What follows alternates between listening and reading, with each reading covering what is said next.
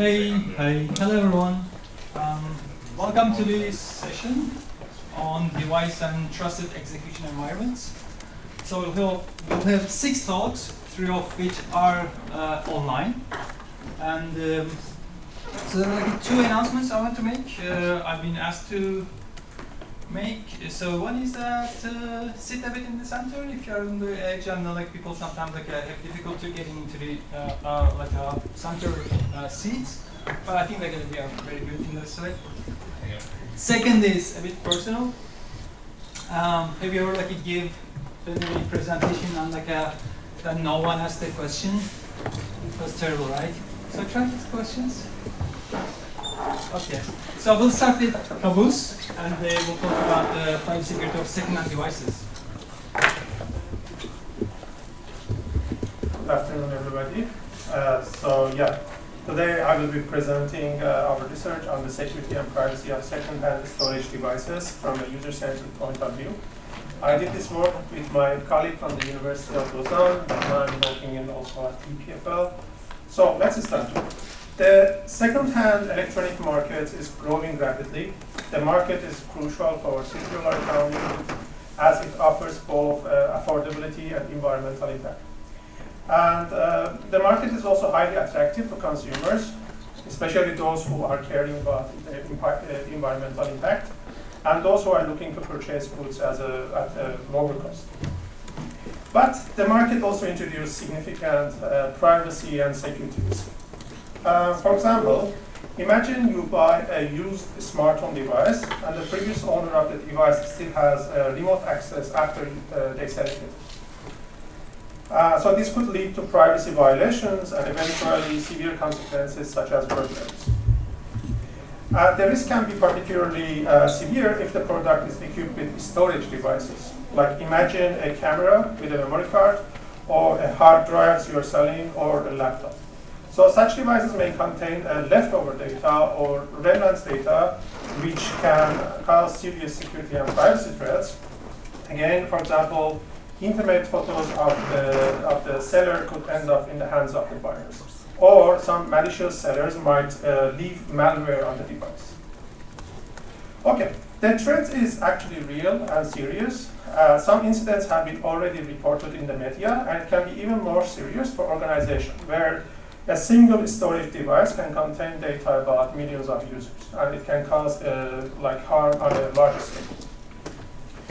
Also, there are previous forensic studies that they show that almost half of the second-hand storage devices include remnant data, either in the clear or through recoverable, recoverable through specific tools. These forensic studies, as you see from this table, could find various remnant data, which includes data related to identified organizations or individuals, regular or sensitive photos, credentials, redeemable financial data, and data related to illegal content or evidence of illegal content. So up to now, there are only a few studies that have explored this issue from the perspective of the users. However, they only focus on the device sellers and not the buyers.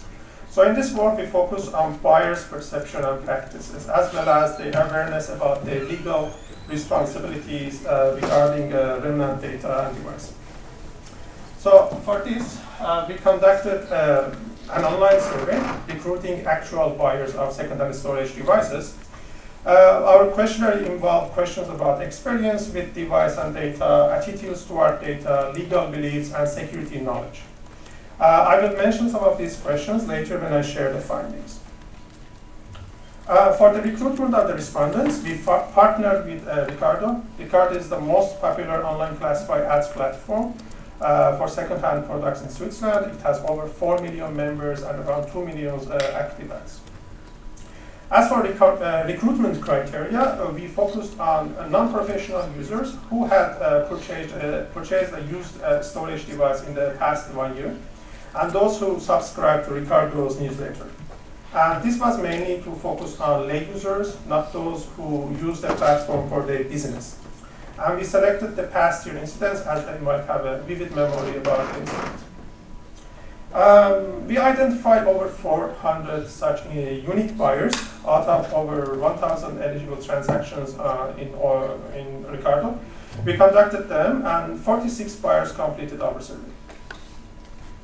And then respondents were mostly men, so as you see, around 90%. This is actually similar to high proportion of men around the buyers of the eligible transaction in Ricardo, which was around 85%. And additionally, more than half of the respondents were aged 50 or older, so we had more like older participants than younger participants. As I mentioned before, we also studied respondents' legal beliefs on their responsibilities regarding relevant data. And to establish a ground truth for this, we conducted a legal analysis. And when I say we, this was carried out by two of my co-authors who are legal scholars. One of them also practices as an attorney. Given that platform and the respondents are from Switzerland, they based the analysis on Swiss law, focusing on criminal law and data protection provisions.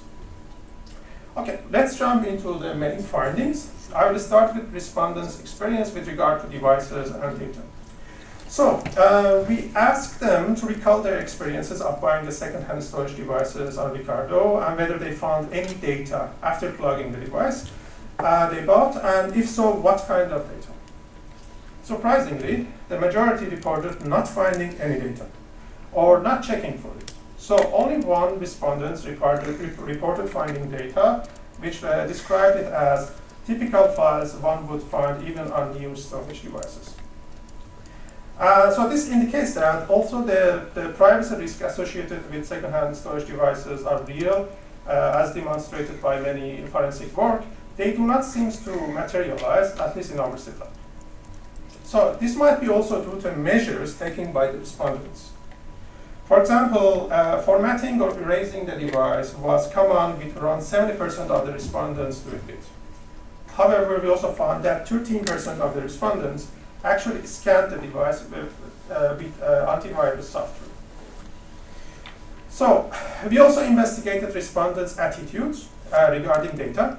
Given that majority did not find data, we focused on attitudes rather than the actual behavior. We asked them to imagine they had found a particular type of data on the device they purchased, and we asked for 9 types of data and what they would do with such kind of data. Here for this presentation, I showed 2 examples of data types and showed the results of different actions for that 2 examples.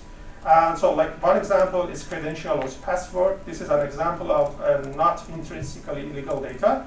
And data related to illegal content, such as child sexual abuse material, as an example of illegal data. So, first, we asked how likely they would be to delete such data. And we found contrasting findings. For non-illegal data, the majority indicated they would delete it. In contrast, for illegal data, more than 2/3 of respondents indicated they would not delete it. From legal point of view, deleting non-illegal data is indeed in line with Swiss law, which limits use of such data and punishes the misuses. So like most of our respondents actually reported that they prefer to be on the safe side. However, for illegal data, it's a bit more complicated, and I will touch this later on later slides.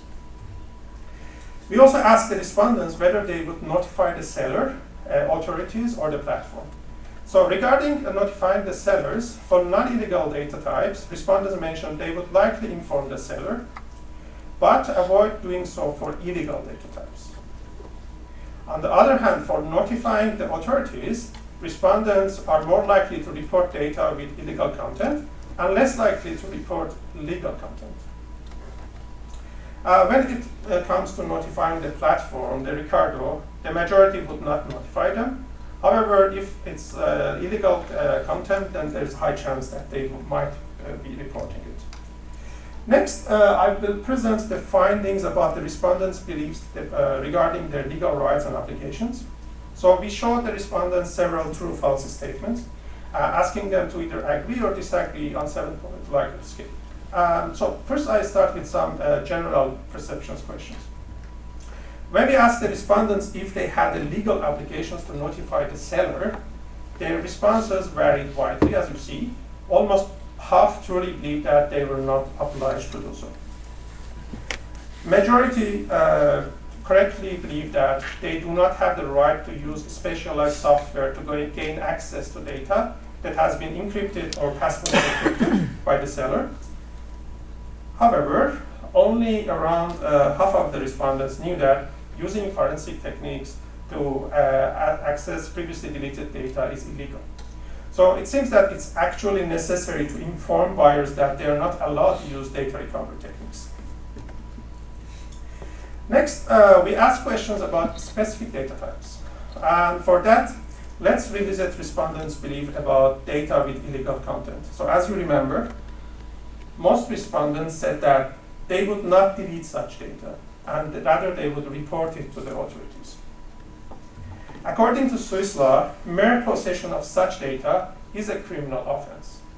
However, less than half of the respondents failed to actually anticipate that they could be held liable if they did not delete such data. About reporting such data, the law does not clearly obligate notifying authorities. But it's advisable to report because if they avoid, they might help liable for hiding evidence. And when we asked them about their legal belief, almost all believed that they had the legal obligations to report such cases to authorities, but actually it's not. So then regarding legal data, I think almost all respondents had a correct understanding, and they believed that, for example, they were not entitled, for example, publish a book they found on the device, which is correct. Lastly, to assess security knowledge, we presented the respondents with statements about data deletion and recovery techniques, as well as malware, and asked them to either agree or disagree. So the respondents had an almost correct understanding of 8 out of 6 statements, and this indicates a good level of understanding overall. However, they had issues with 2 questions. First, about half of the respondents disagree that plugging a USB stick into a computer could physically damage a computer, which is not true. It's true because a USB killer, for example, can do that. Second, about half thought that pressing a powerful magnet on a USB stick could erase it, and which is, again, this is false, and it shows that a misunderstanding of the technology used in the USB sticks. Okay, so our study makes 2 main contributions. First, we are the first to study the buyer's perspective on second-hand storage devices. Our findings show that many buyers do not inspect the content of the device, often format their device directly, and this suggests that the risk actually highlighted in prior forensic studies may not materialize. But this doesn't mean that if it happens, the harm is not severe. Second, we also conducted a legal analysis under Swiss law to establish a ground truth for users' beliefs about their legal rights and obligations. And our analysis identified discrepancies between actual legal rights and obligations and users' beliefs. So future studies should explore how technology designers can actually educate users about their legal rights and obligations and to improve their mental models. Thanks a lot for your attention. If you want to read more about the paper, you can find it by scanning here. Thank you very much.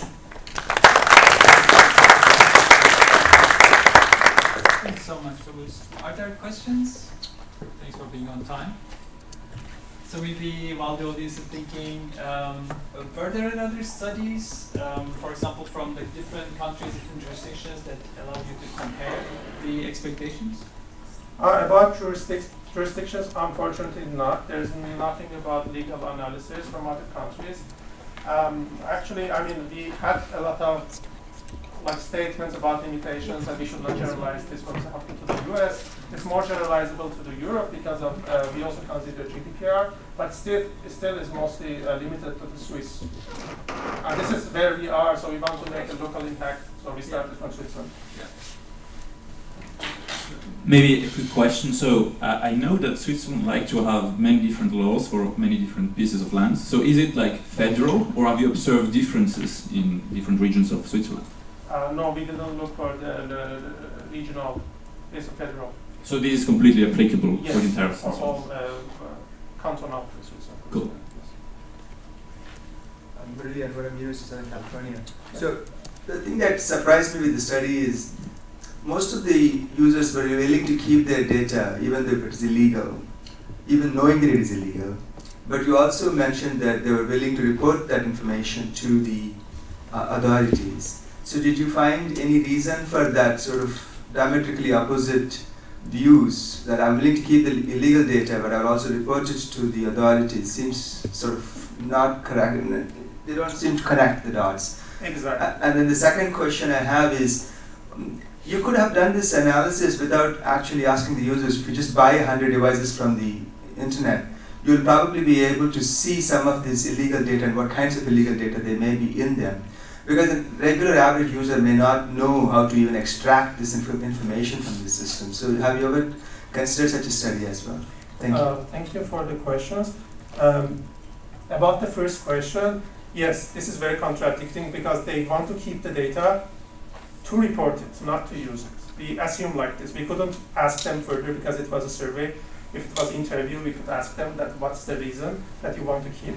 But unfortunately, it seems that from legal point of view, there is a kind of like a complexity, you know. So I think that's important that the legal authorities actually need to teach and like accompany the people who want to report such data. They need to teach them that, okay, you reported this and now you can go and delete it, because if you delete or not delete it, you might be still liable, right? So needs a little bit work on that aspect. About your second questions, all these studies did that. They bought devices, mostly they bought devices and they actually found a lot of data. So, but the point is that they mostly use carving or like recovering techniques. But this is the case that most of the users that when actually they buy the data, they don't do it because they don't know how to do it. So they might not see a data, but this doesn't mean that there is no data. And yeah, I think that's it. And one interesting study was from police department in the US. So like they have a lot of like smartphone devices like that they collect from criminals or they found somewhere, and actually they sell those devices in auctions.